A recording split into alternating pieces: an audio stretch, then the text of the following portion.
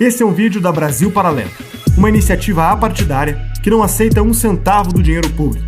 Se quiser conhecer mais sobre o nosso trabalho, entre em nosso site e saiba como virar membro de um grupo comprometido com o Brasil. Fique agora com o 6º episódio da série Os 11 Supremos.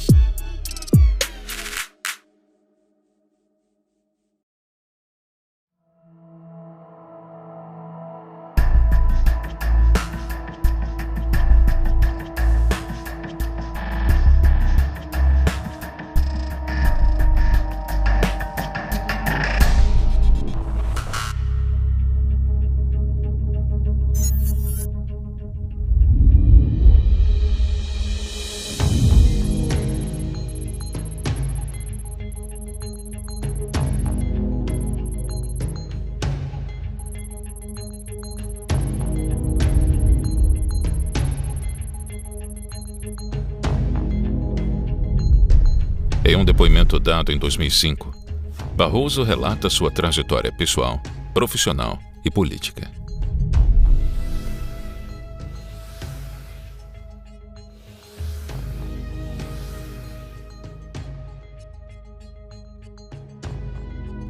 Luiz Roberto Barroso iniciou sua carreira na advocacia no início dos anos 80, dedicando-se ao direito público. Antes de se tornar ministro, compareceu ao STF diversas vezes como advogado. Ao mesmo tempo, iniciava sua longa carreira como docente. Primeiro como professor titular na UERJ, e mais tarde como convidado de diversas universidades renomadas ao redor do mundo, quando se formou mestre e doutor. Possuindo uma extensa lista de livros e artigos publicados. Ainda nos anos 80, foi procurador do Estado, aprovado em primeiro lugar no concurso público de provas e títulos, cargo que permaneceu até a sua nomeação como ministro do STF. O advogado era sócio de um escritório milionário no Rio de Janeiro, julgando casos famosos como o da extradição do terrorista italiano Cesare Battisti. O italiano foi preso no sábado em Santa Cruz de la Sierra, na Bolívia. Cesare Battisti tem 64 anos. Ele integrou um grupo de proletariados armados pelo comunismo.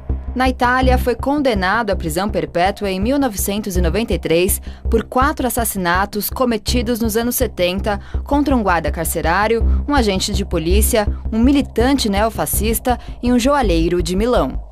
Em sua defesa, Battisti afirma que nunca matou ninguém e se diz vítima de perseguição política. Preso na Itália desde janeiro após ser capturado na Bolívia e extraditado pelo país sul-americano, Cesare Battisti confessou ao procurador-geral de Milão, Alberto Nobile, participação nos assassinatos cometidos nos anos 70. Segundo o procurador, o terrorista disse ter executado 2 vítimas e mandado matar outras 2, e admitiu também participação em ações que deixaram feridos, roubos e furtos. O procurador, que ouviu o terrorista, disse que ele afirmou ter ocultado a culpa durante todos esses anos para ter apoio da extrema-esquerda na França, no México, no Brasil e do próprio ex-presidente Lula. Em entrevista à revista Valor Econômico, Barroso comentou o caso. O Cesare era uma figura menor, de um movimento político menor. Nada explicava aquela proeminência. Ele foi vítima de uma campanha política italiana, que teve eco no Brasil. Por isso, uma questão fácil sob o enfoque jurídico tornou-se uma batalha repleta de paixões.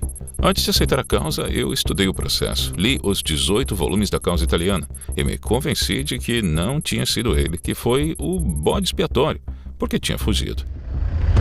Uma reportagem da revista Veja diz que Battisti não pagou os honorários devidos a Barroso. A revista ainda sugere que o caso ajudou Barroso a conhecer as pessoas que lhe abriram as portas para o cargo mais alto do judiciário. Que em 2009, em novembro de 2009, o Supremo Tribunal Federal tomou uma decisão incrível, daquelas típicas do nosso Supremo. Decidiu pela extradição, mas empurrou a decisão final para o criminoso que estava no Palácio do Planalto. Nós tivemos alguns presidentes criminosos, mas o maior da história certamente foi o Luiz Inácio Lula da Silva. O criminoso falou, não, criminoso se protege. Eles fazem parte de uma espécie de corporação. Criminosos e todo mundo univos, é mais ou menos uma espécie de palavra de ordem dessa turma. E o Lula resolveu falar, não, no último dia do mandato, no último dia, em 2010, do seu mandato, ele negou a extradição para a Itália tal do criminoso Battisti. Considerado um liberal progressista, Barroso já atuou em muitas causas polêmicas e de alta repercussão na mídia. Na mesma reportagem da revista Valor Econômico, Barroso afirma que a criminalização do aborto é uma política equivocada e perversa, por ferir a liberdade reprodutiva da mulher. Na mesma entrevista, Barroso também comentou sobre o aborto. Ao final dessa entrevista, Barroso pediu para o repórter anotar uma frase. Já faz algum tempo que me libertei do ego e do seu pequeno cortejo de vaidades. Eu procuro viver para o bem. Em outra entrevista, explica sua posição filosófica acerca do tema do aborto.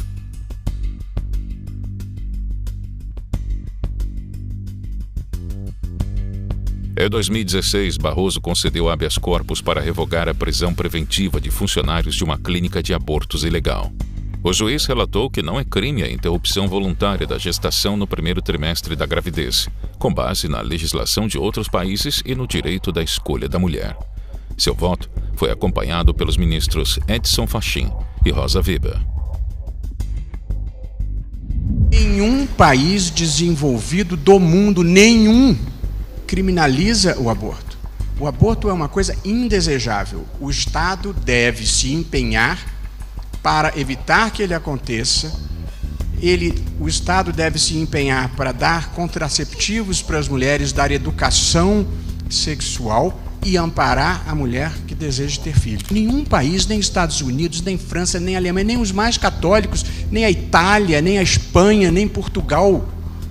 Portanto, é um atraso, é uma política pública atrasada e perversa. Respeitado o direito de qualquer pessoa que, por motivo religioso, seja contrário e se manifeste contrariamente. Esse é um direito e pode pregar para que não se faça. Agora, criminalizar a posição do outro é uma forma autoritária e intolerante de viver a vida. Nós precisamos derrotar isso. Seja em declarações públicas ou artigos acadêmicos, Luiz Roberto Barroso se coloca como um liberal. Defende a redução do Estado brasileiro, a importância de um capitalismo baseado em risco e concorrência, além de citar Milton Friedman e outros importantes autores da tradição liberal. Em evento da Fundação Estudar, o ministro falou abertamente em defesa da redução do Estado brasileiro. No artigo de 2014, intitulado Estado e Livre Iniciativa na Experiência Constitucional Brasileira, o ministro escreve: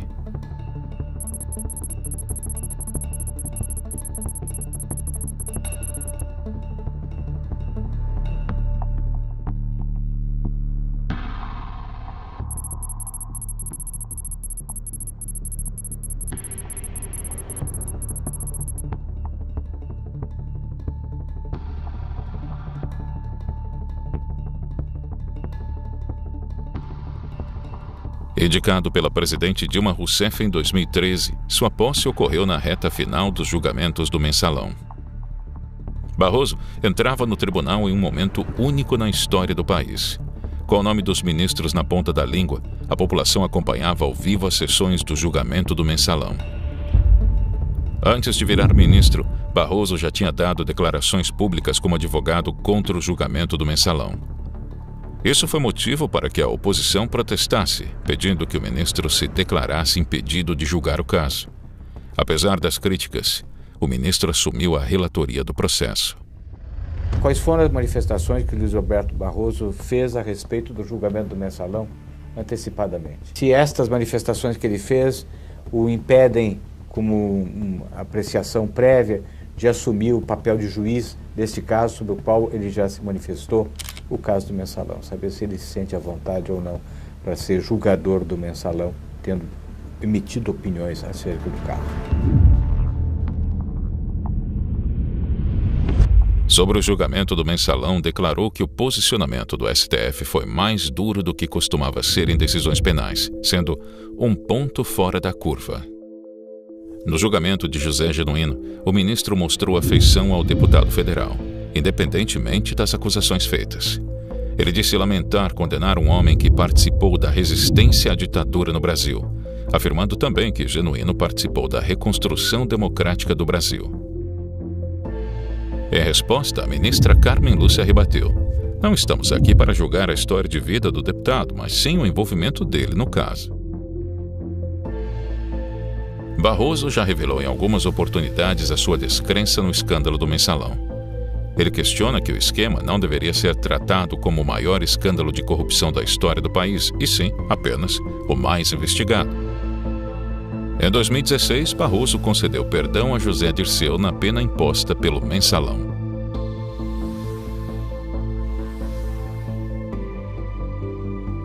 Vossa Excelência, quando chegou aqui, soltou Zé Dirceu. Porque recebeu indulto da presidente da República. Não. Vossa Excelência julgou os embargos infringentes. Absolutamente, é mentira. Vossa Excelência dizia que o mensalão... Aliás, Vossa Excelência normalmente não trabalha com a verdade.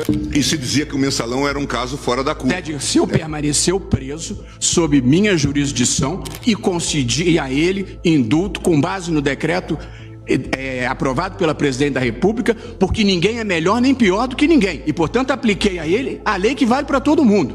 Portanto, não transfira para mim esta parceria que Vossa Excelência tem com a leniência em relação à criminalidade do colarinho branco.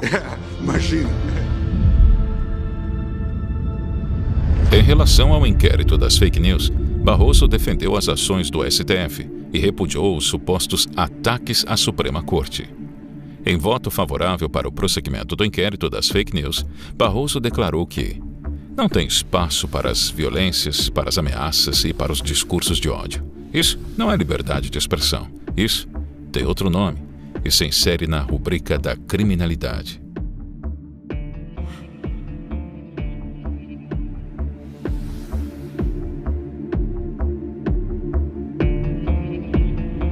Portanto, eu acho que a primeira coisa importante de se fazer é circunscrever esse tipo de manifestação a o que eu tenho chamado de um gueto pré-iluminista. Pessoas que têm muita dificuldade de aceitar o outro, de aceitar a diversidade, de aceitar a pluralidade. Portanto, acho que são pessoas desajustadas, mas em quantidade irrisória. Mas ainda, se há uma insatisfação da sociedade com o Supremo, eu acho que num determinado momento houve. Especialmente pelo modo como o Supremo enfrentou a questão da corrupção e os processos criminais que lá chegaram e uma oscilação jurisprudencial. Eu não estou dizendo certo ou errado, nem criticando ninguém, mas objetivamente houve o fim da segunda instância, um desencontro entre o sentimento da sociedade e algumas posições do Supremo. Portanto, o Supremo se desencontrou da sociedade, especialmente na sua jurisdição penal, criminal, que ele não devia ter. Mas quando se trata de defesa dos direitos fundamentais e de proteção da democracia, o Supremo marcha unido e quando faz isso ele tem apoio da sociedade. E o Supremo foi decisivo no avanço de lutas da causa negra, da causa gay, de demarcação de terras indígenas, na violência contra a mulher, na proteção da democracia, da liberdade de expressão. Portanto, eu acho que o Supremo só se desencontrou da sociedade na competência criminal que eu acho que ele não deveria ter. Em uma declaração recente, Barroso disse que o Supremo impediu um genocídio ao vetar medidas do governo Bolsonaro. Em abril de 2020, o STF decretou que os governadores e prefeitos teriam poder para decretar medidas contra a propagação do coronavírus. A Corte também impediu que o presidente Bolsonaro interviesse nas decisões dos estados e municípios. O caso foi polêmico e frequentemente acusado como inconstitucional, responsável por gerar tiranias locais de prefeitos e governadores, além de, supostamente, ter favorecido fraudes com dinheiro público. Eu não poderia concordar mais com o que Felipe Neto disse a propósito da questão do ódio. A vida é muito simples. Ela devolve para a gente o que recebe. E, portanto, se você destila ódio, é isso que você vai receber de volta. Nós precisamos de um choque de iluminismo. Iluminismo significa razão, ciência, humanismo e progresso social para nós fazermos um país em que todos tenham oportunidade e as pessoas possam ser livres iguais, terem o seu mínimo existencial satisfeito e possam buscar a felicidade com respeito e consideração pelo outro.